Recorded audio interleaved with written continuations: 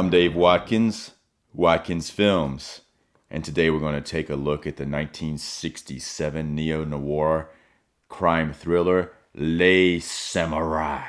But before we do, if you could like this video, and we will do a little talk about subscribing later. So let's get into it. So this is a French film directed by Jean-Pierre Melville, not Les Jean-Pierre.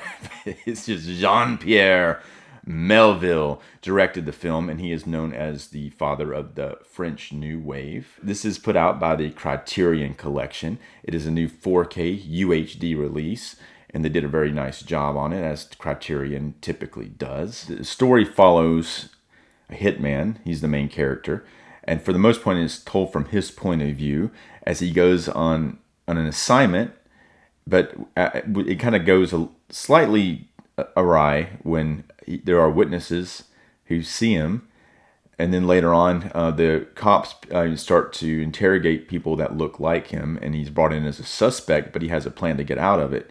Part of the movie is also told from the police commissioner's point of view as he tries to determine, as he's very suspicious that he is the person who is the hitman, but he can't prove it because the hitman has an alibi. His lover or his girlfriend, who's also a girlfriend of some other guy, but she has agreed to be his alibi, and so it's really hard for the police commissioner to really pin it on him. But it follows both of those stories together. And another thing that happens is when he goes to collect his money, the people who hired him tried to kill him. So then he has to figure out who it was that hired him. Now, this is my first time watching this movie, and I watched it with my wife, and she thought it was really boring, which I could see why she would think that. It is a little slow moving. It is slow moving for sure, but I also found it very fascinating.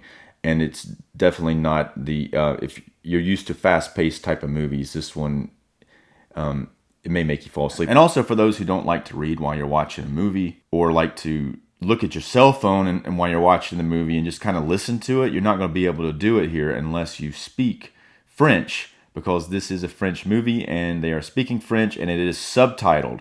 But the good news is there's not a lot of dialogue. At the very, very beginning, for probably around 10 minutes, there's none at all. But then once they start to speak, the dialogue is very sparse, and there are long stretches of the movie without any dialogue at all. The color scheme in this movie is very interesting. It is a color movie, but it is very muted, very cold, and generally they're trying to make it look like it's black and white when it's really color, but the skin tones definitely look very natural here.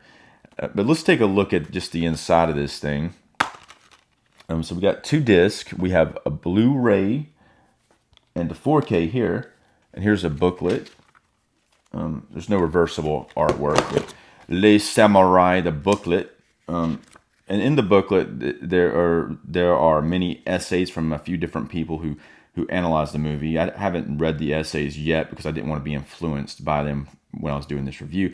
But there is a director's question from Jean-Pierre Melville did a interview, and his interview is written in here in English, so you can read it unless you can't read English, then you won't be able to read it. But you're probably not watching this video if that's the case. So let's take a look at the transfer here, the information about it, which I'm sure I can find quickly. Here's a picture of a bird. This bird is inside of the hitman's apartment, which is an interesting thing because you are able to identify his apartment through that bird. Later on, the cops come to bug his apartment, and it's a pretty smart thing by the filmmaker to do is put a bird inside there, so then you kind of can easily identify the apartment. So about the master of the film, Les Samourai is presented in the aspect ratio of 1:85:1. The new 4K restoration undertaken by the Criterion Collection and Pathé was created from the 35mm camera negative, in addition to a 35mm inner negative and a 35mm inner positive for some sections. Now, it's taken from 3 different masters. The first one's the best, and you can kind of The movie looks good generally. You can tell the restoration here is very well done. Though occasionally you do see a little bit of softness, but it may have been just because of the interpositive or the way it was even shot. But it doesn't look completely out of focus. But you do feel there is some softnesses here and there. But sometimes it looks very clean and very crisp. The film grain is very natural looking. There's some visible. It looks very much like a film, which is kind of what you want. All right, so let's get into the ending. And for those who haven't seen it, obviously from here on out, you're going to be hearing some spoilers. So if you haven't done it already, go ahead and like and subscribe. So let's get into it. The people who hired Jeff Constella, who's the hitman in the movie, the people who have hired him have tried to kill him. So he has to figure out who that is. And so also when he did this hit, it happened inside of a piano bar full of people. And he goes back to the back, and the guy's in his office, and he shoots him. And while he's walking away, the piano player, who is a woman, and she sees him. But later on at the question, when she's brought in for the lineup, she says it's not him. So she covers for him for some reason. Whether it was, and that's one thing that's never revealed. There's a lot of things in this movie that are left up to interpretation, and I think that's one thing that's somewhat fascinating about it. But even though it is left up to interpretation, we can make some assumptions about why certain characters do things. So from there, he eventually finds out who the guy is who hired him. But before he does that, like this other hitman who was trying to kill him first, he ends up catching him in his apartment, and the guy hires him for another job because the employer's like, okay, we screwed up trying to kill you. We're going to hire you for another job. That's how good you are. But then he takes the job, and then at the same time he overpowers the guy, takes his gun, beats him with it, and then he finds out who the employer is. And so he goes back to where the employer lives, and he goes and shoots him. But then he goes on, and the police are tracking him. They're pretty much know who he is. And so he's kind of in a situation where he knows that he's been caught. But he goes back to the piano bar, and he goes to the piano player, and he holds a gun to her, and it looks like he's about to shoot her, and that's when the police come in and they shoot him and kill him. But then they take his gun, and then they open it up, and it had no bullets in it. So he was never intending to kill the piano player. The name of the movie is Les Samourai. Now the samurai go by a code, Bushido, if I'm pronouncing that right.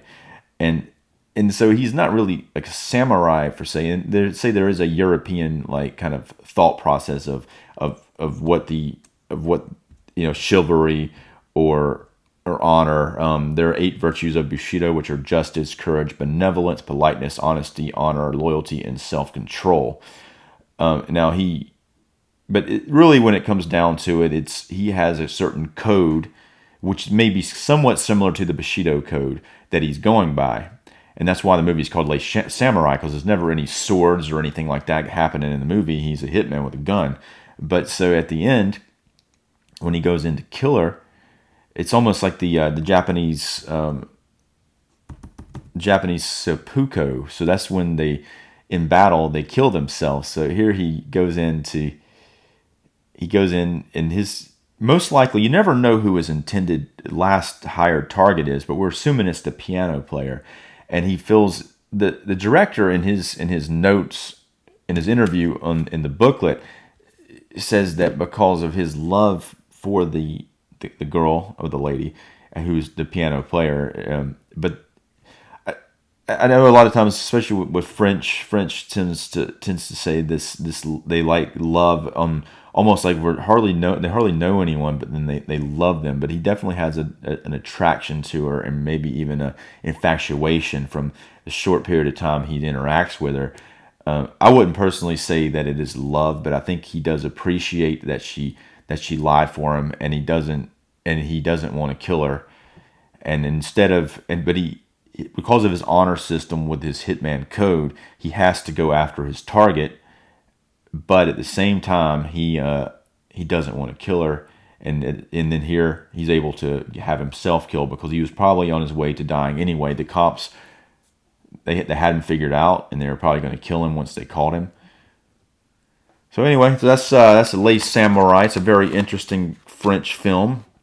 I would recommend it. You might find it boring, like my wife did, but at the same time, you may find it fascinating. I'm Dave Watkins, and if you haven't done so already, if you'd like this video, and subscribe to my page.